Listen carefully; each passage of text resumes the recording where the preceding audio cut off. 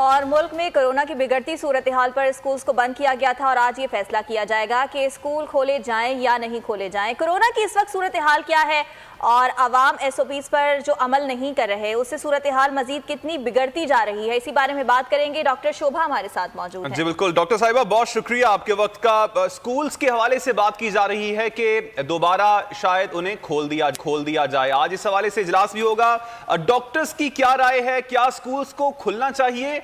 इस तरह के हालात पैदा हो गए हैं।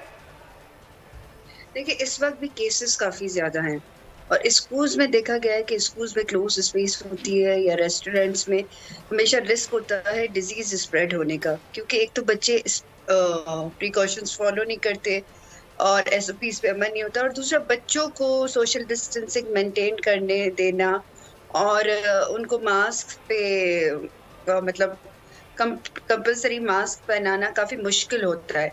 तो देखा गया है कि दुनिया भर में स्कूल से बहुत ज्यादा डिजीज स्प्रेड हुई है। ऑफ कोर्स बच्चों की पढ़ाई का हर्ज हो रहा है, उनके सोशल स्किल्स सॉफ्ट स्किल्स भी डेवलप नहीं हो रहे, लेकिन इस वक्त जिस सूरत हाल में हम हैं, जिसमें हमारे पास केसेस बढ़ते जा रहे हैं, उसमें स्कूल्स खोलना मतलब थोड़ा डिफिकल्ट हो सकता है कि हो सकता है दोबारा से केसेस हमारे पास बढ़ना शुरू हो जाए।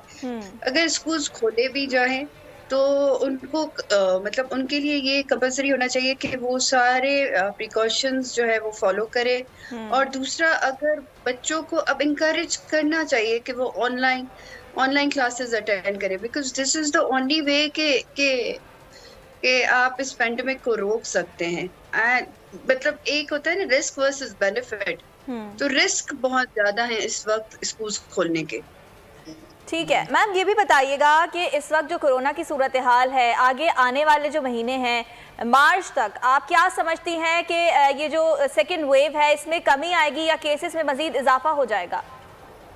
देखिए, प्रिडिक्ट तो 100% कुछ कह नहीं सकते, लेकिन इस वक्त हम देख रहे हैं कि एक स्टैटिक फेज आ गया है कि ना केसेस बढ़ रहे हैं ना कम हो रहे हैं।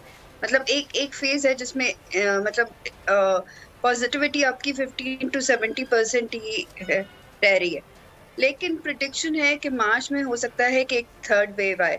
दूसरा जो मुझे और दूसरे डॉक्टर्स को जो वरी है कि ये जो UK वेरिएंट है उसका देखा गया है कि उसकी इन्फेक्टिविटी थोड़ी सी ज्यादा है। तो इस वक्त तो सिर्फ हमारे पास 4 केसेस रिपोर्ट हुए हैं, लेकिन अब उसको अगर कंटेन नहीं कर सके और उसको रोक नहीं सके तो हो सकता है कि हम एक थर्ड वेव हो जो कि ज्यादा सीरियस हो। डॉक्टर साहिबा, UK वेरिएंट की आपने भी बात की, इससे पहले हम वैक्सीन की भी बहुत सी बातें सुन रहे थे। एक तो बताइएगा पाकिस्तान में वैक्सीन कब तक आ जाएगी? दूसरा, ये वैक्सीन क्या UK वेरिएंट का जो कोरोना है इस पे भी मौसर है? देखिए, गवर्नमेंट कोशिश कर रही है कि किसी तरह वैक्सीन फरवरी में आ जाए, एंड आई थिंक गवर्नमेंट को अपने एफर्ट्स जो है इसमें थोड़े से ज़्यादा तेज कर देने चाहिए कि ये वैक्सीन अगर अवेलेबल हो गई तो हम काफ़ी सारे केसेस को प्रिवेंट कर सकते हैं, क्योंकि इसकी एफिकेसी 90% है। और अभी तक देखा गया है कि ये जो वैक्सीन है जो कि अवेलेबल है वो UK वेरिएंट को भी कवर कर रही है। तो इट्स अ गुड थिंग कि वायरस इतना म्यूटेट नहीं हुआ है कि हमारे पास जो वैक्सीन है इनफेक्टिव है। तो आई थिंक जो थर्ड वेव है उसको प्रिवेंट करने का एक ही तरीका है कि हम पूरे एफर्ट्स करें कि वैक्सीन जल्दी कमर्शियली और अवेलेबल हो। और ठीक है, डॉक्टर शोभा हमारे साथ मौजूद थी। कोरोना सूरत हाल के हवाले से आप हमें अपडेट कर रही थी। सब्सक्राइब करें और बेल दबाएं ताकि कोई खबर रह न जाए।